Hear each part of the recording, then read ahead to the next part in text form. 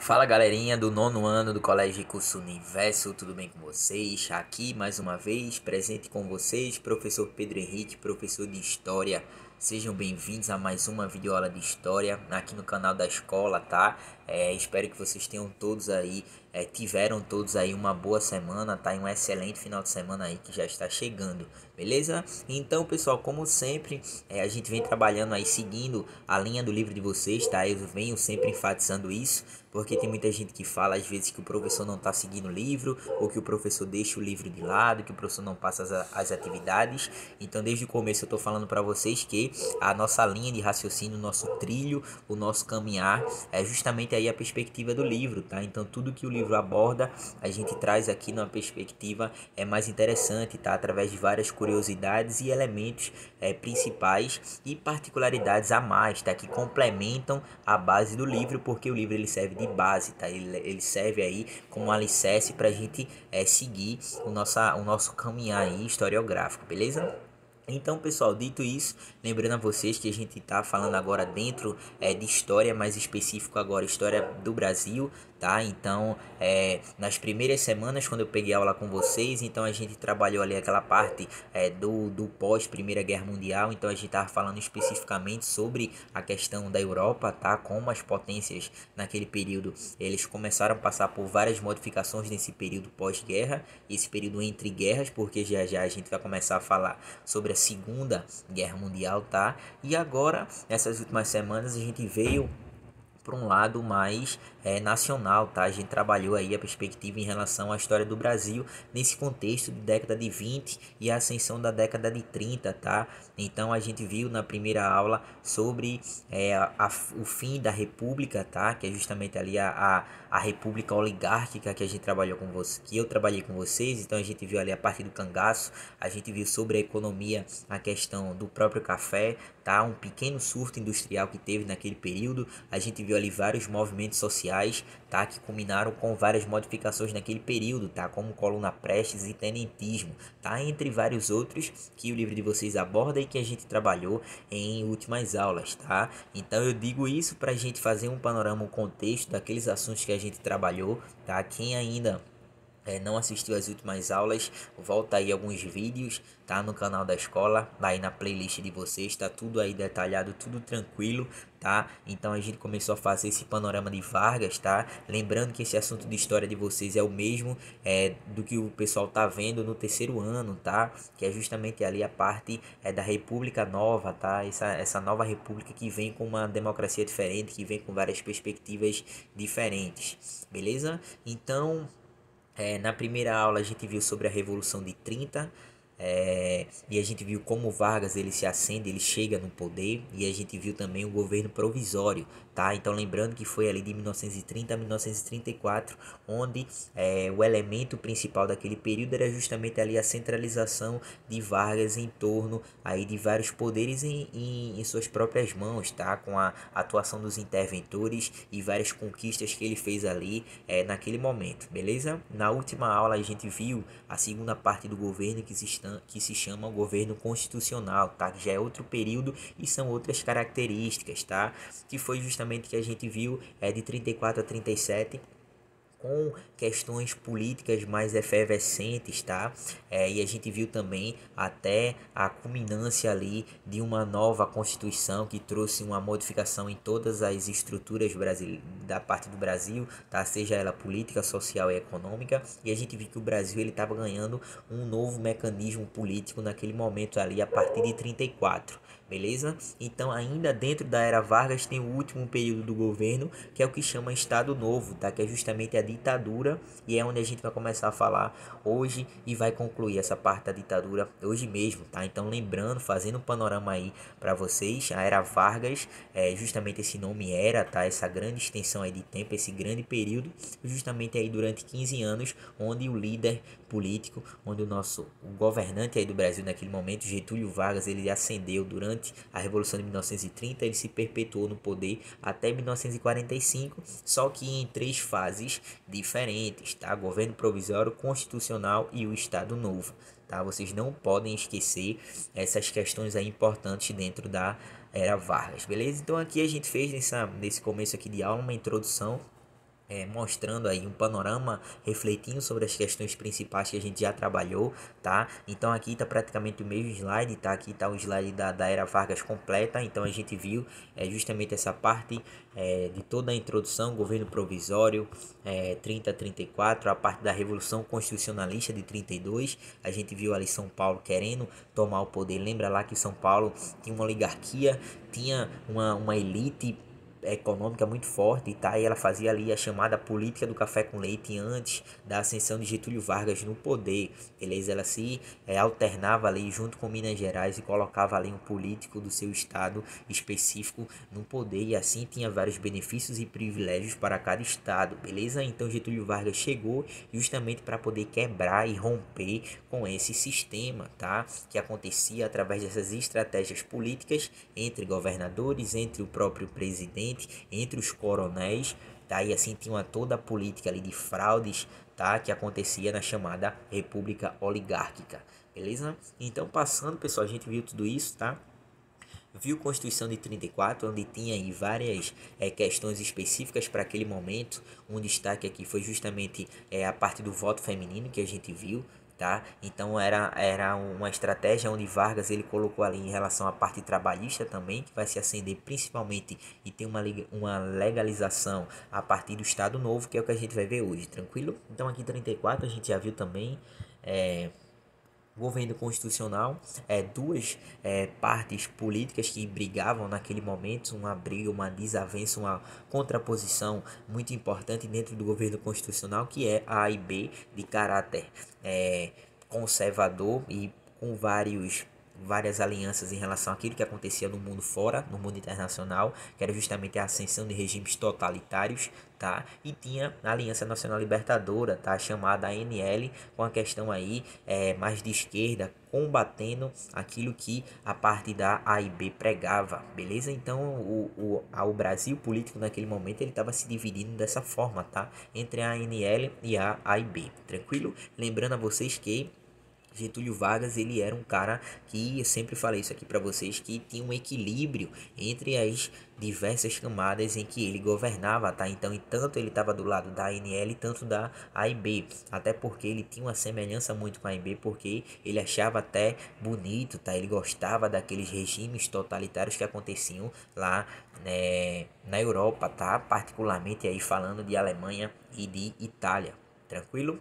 Então, passando aqui para vocês constitucional ainda que a gente viu e a gente acabou na última aula falando justamente dessa parte da intentona comunista e o plano Cohen. Então só para lembrar vocês que a intentona comunista foi uma tentativa aí de golpe pela ANL, onde Getúlio Vargas junto com seus aliados desarticulou e acabou com uma forma muito rápida, tá? Até porque essa intentona comunista os comunistas que tentavam tomar o poder naquele período eram muito poucos, tá? Eles não tinham uma aliança nenhuma, eles não tinham uma articulação com classes sociais, era um grupo de pessoas ali mísero que não tinha condições de tomar o poder, tá? Então a desarticulação, tá? A quebra, o rompimento que Vargas fez dentro com seus aliados ali militares contra essa intentona comunista foi de uma forma muito rápida, tá? E muito eficaz.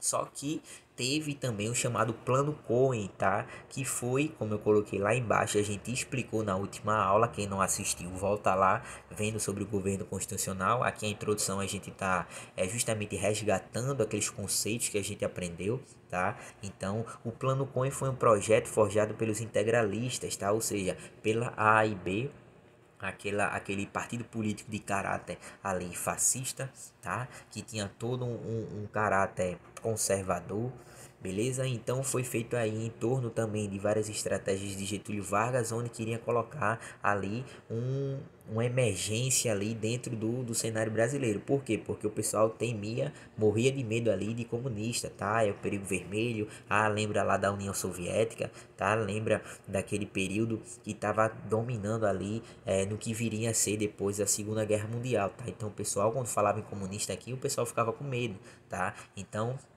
Esse plano Cohen foi justamente esse projeto da AIB com Getúlio Vargas, tá? Para Getúlio Vargas dizer, ó, pessoal, os comunistas estão querendo tomar o poder aqui novamente e eu vou agir e eu vou implantar uma ditadura aqui e vou permanecer no poder durante mais algum tempo, tá? E foi isso que ele fez. Ele disse que estava tendo um ataque comunista aqui no Brasil sem ter, tá? Não pode esquecer disso. Isso foi um plano inventado.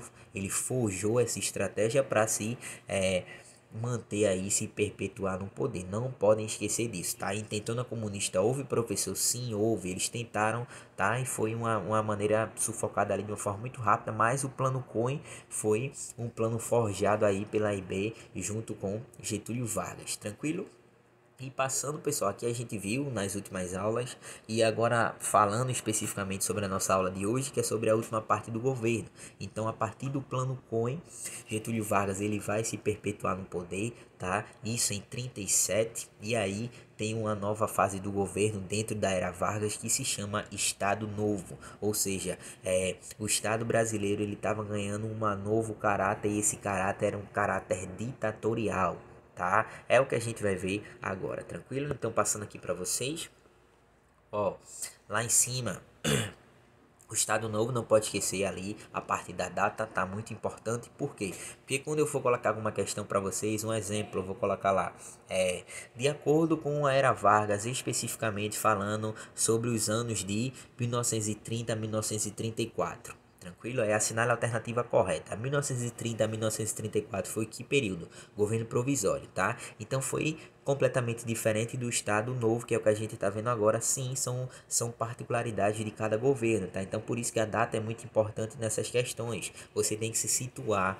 tá? Nessa parte das datas, os anos aí eles mudam e é claro que toda a política governamental de Vargas ele mudou de acordo com a fase do governo. Tranquilo? Então não esqueçam, beleza? Então vão anotando aí no livro de vocês, tá? Essa parte específica do Estado Novo começa na página 29, beleza? Vai de 29 a 38, que é o que eu trouxe aqui para vocês, beleza?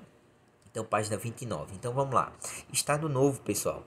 O Estado Novo teve início no dia 10 de novembro de 1937, com um golpe liderado por Getúlio Vargas.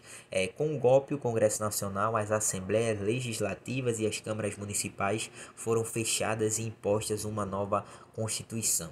Lembra que em 1934, por conta ali da insatisfação de São Paulo na Revolução Constitucionalista de 32, Vargas ele tinha feito uma Constituição, tá? E quando chega aqui em 37, ele rasga essa Constituição que ele tinha feito em 34 e aí ele coloca outra, mais uma Constituição ditatorial, tá? De acordo com a ditadura que ele estava implantando naquele momento e como vocês viram ali, com esse golpe que ele deu no Brasil, o Congresso, as assembleias, as câmaras foram todas fechadas, ou seja, a base política, os partidos que tinham autonomia naquele período, tá? Todos a parte ali, principalmente contra Vargas, eles foram fechados, tá? E Vargas tinha todo um poder ali nas suas mãos, junto com os militares, e ele estava fazendo aquilo que ele queria naquele momento, beleza?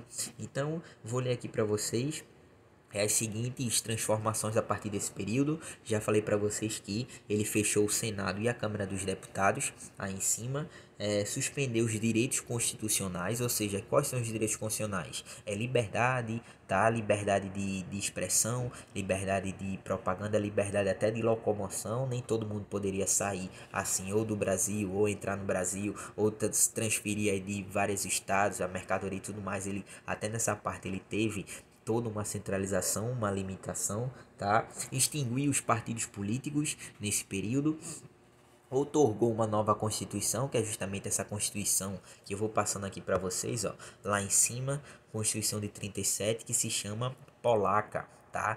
Polaca justamente ali porque ela tinha um sinônimo, tá? Ela tinha ali um apreço, justamente pela Constituição autoritária lá da Polônia, tá? Falando de Vargas ali, ele viu e ele colocou vários adereços dessa Constituição da Polônia aqui, por isso que ela ganhou esse nome, esse título de Polaca, beleza? Voltando, antes de falar da imagem, deixa eu completar aqui.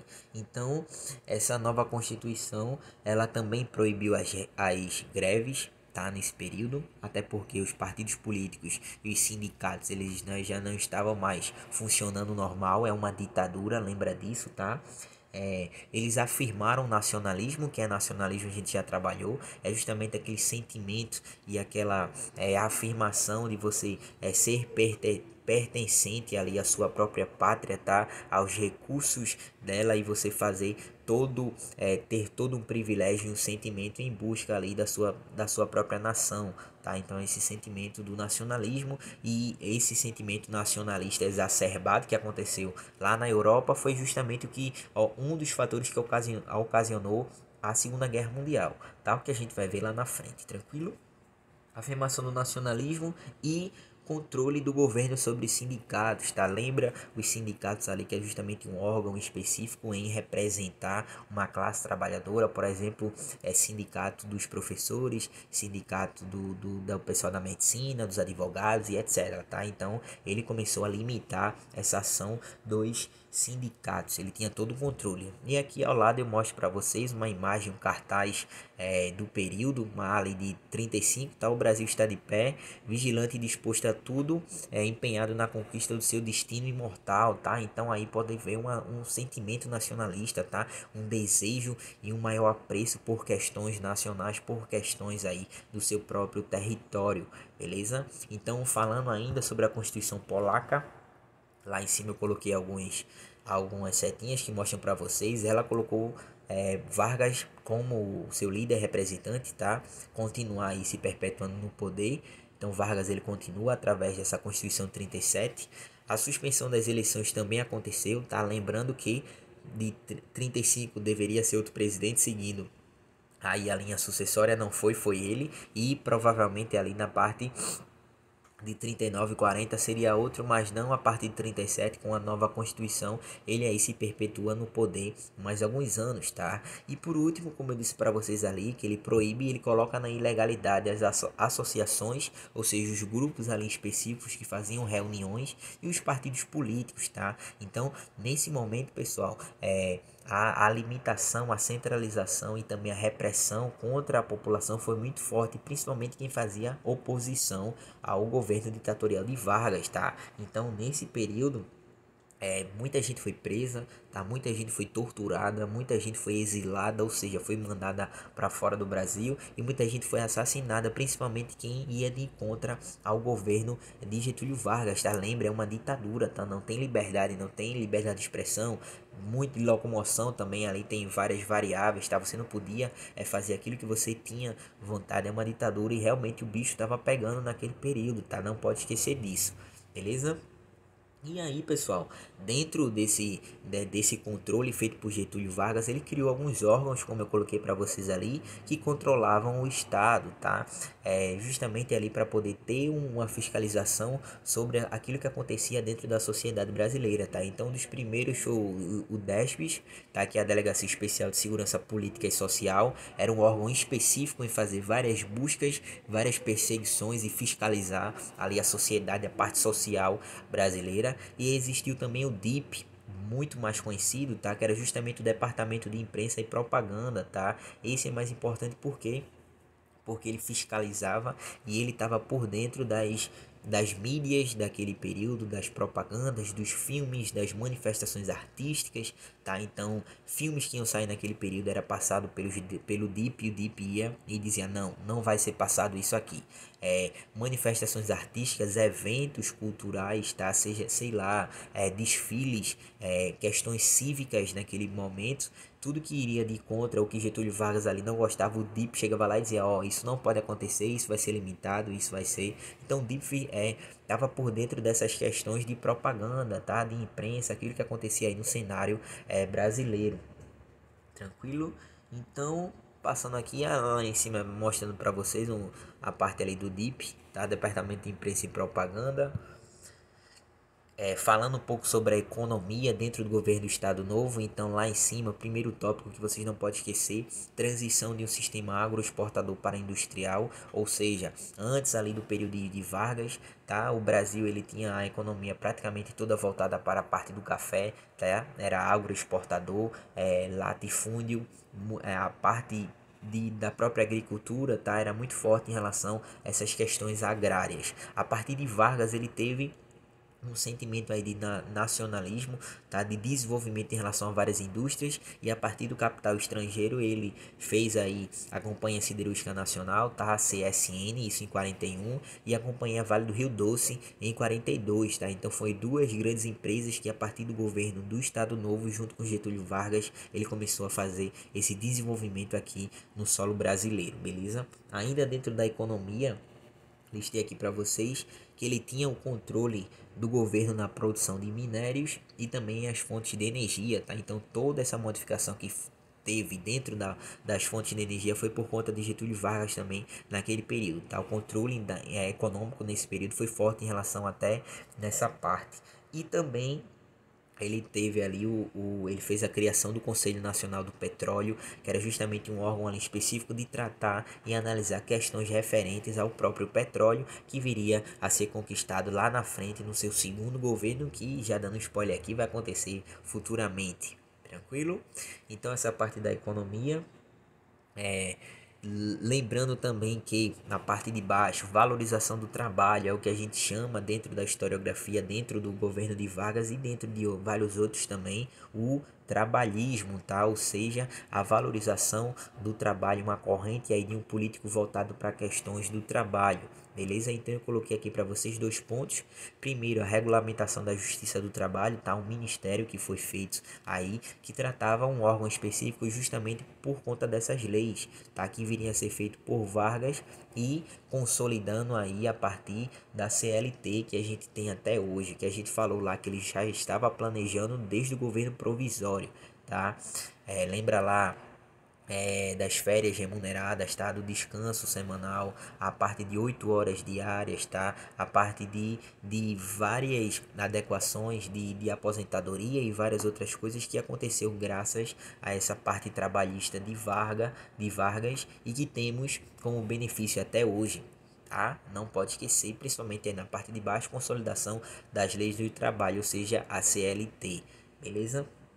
Dentro desse trabalhismo foi onde Vargas ele realmente teve um salto muito importante, porque o povo começou a aclamar ele e colocou ele como o pai dos pobres, tá? O chamado pai dos pobres. Ele ganhou essa nomenclatura justamente por ele estar atrelado aí à questão das maiorias naquele momento, que era justamente ali a classe dos trabalhadores, os pobres, a classe mais baixa, a classe que ficava à margem aí durante vários períodos da história do Brasil. Então o pessoal começou a colocar ele como o pai dos pobres, um cara que ajudava, um político aí com uma personalidade voltada aí para as massas trabalhadoras, embora que ele também fizesse um equilíbrio com os industriais, com o pessoal burguês e outros setores também. Tranquilo? Passando aqui para vocês, a educação ela também ganha um novo caráter nesse período do Estado Novo, como eu coloquei ali para vocês, o ensino primário obrigatório e gratuito foi fortificado nesse período do Estado Novo, tá? Ampliação do acesso à educação. Vargas ele tinha essas medidas voltadas para a educação justamente para colocar os meninos e as meninas com a intelectualidade muito boa para principalmente trabalhar na parte industrial, tá? Lembra lá da questão da própria mão de obra, tranquilo? E aí vem um ponto muito importante dentro do seu governo, que é justamente ali o que a gente chama da era de ouro do rádio, tá? Então, o rádio ele passou a ser um aparelho muito importante a partir da década de 20 aí no Brasil. Tranquilo, então a primeira imprensa aí de rádio que tivemos foi em 1923, tá? Na parte ali, tanto de São Paulo, tanto no Rio de Janeiro. Então o pessoal, né, começou a ter um uso do rádio, tá? É muito forte e o rádio ele começou a fazer parte do cotidiano dos brasileiros daquele período. Por quê? Porque o rádio ele teve um impacto muito forte, porque ele transmitia ali as notícias, tá? Ele era uma forma de entretenimento, tá? Ele falava ali sobre a parte dos acontecimentos, dos eventos históricos, tá? O pessoal narrava, então a população ficava sabendo de uma forma como antes não sabiam, tá? Então a parte da comunicação aí breve, tá? Curta e rápida nesse período foi por conta aí do rádio, tá? Então praticamente ao passar das décadas, ao passar dos anos a isso, 1930, 1940 em diante, cada brasileiro, cada família de brasileiro ali tinha digamos que um rádio em casa e aí ficava escutando as notícias, tá? E nessa época o entretenimento era muito forte, era dedicado aí à parte da literatura, à parte de músicas clássicas, tá? Internacionais, nacionais também, e assim o pessoal tinha uma modificação muito forte na sua cultura, no seu cotidiano, no seu comportamento por conta dessa febre do rádio, tá? Então o rádio teve um impacto muito forte, tá? Então, como eu coloquei aqui para vocês, dois aspectos principais: o lugar especial no cotidiano das pessoas. Então começou os aparelhos a serem vendidos aí milhares, tá? Principalmente na década de 30 e na década de 40, lembrando que desde a década de 20 já existia aqui no Brasil.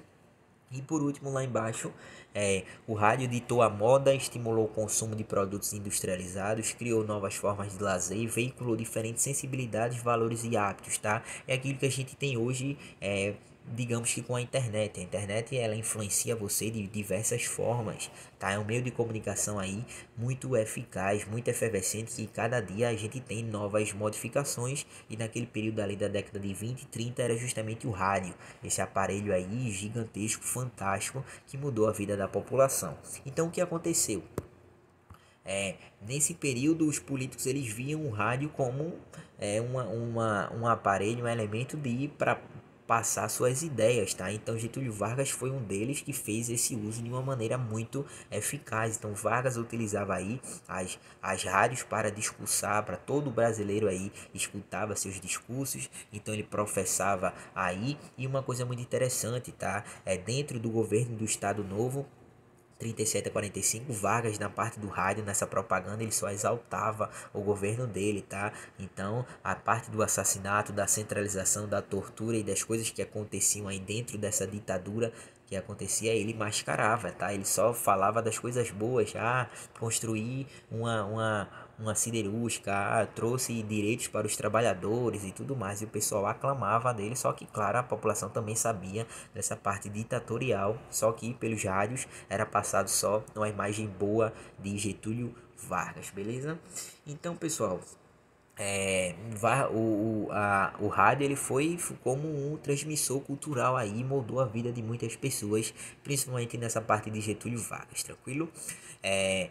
A nossa aula acaba por aqui, tá? Lembrando, no livro de vocês, esse assunto vai da página 29 a 38. Então, por que eu não vou concluir o assunto aqui? Porque o livro de vocês em específico, ele já começa depois na parte da Segunda Guerra Mundial, que também faz parte dentro do governo de Vargas, tá? Porque Vargas, ele vai se aliar a um dos lados da guerra, inclusive vai mandar combatentes aqui no Brasil para lutar lá na Segunda Guerra Mundial, tá? Então, para a gente conhecer como ele faz toda essa manobra, a gente primeiro tem que entender, claro, como se deu a Segunda Guerra Mundial. Então o livro de vocês é interessante por isso, tranquilo? Então a gente acaba por aqui. Acredito que nas próximas aulas eu vou fazer uma resolução de questões sobre o governo de Getúlio Vargas.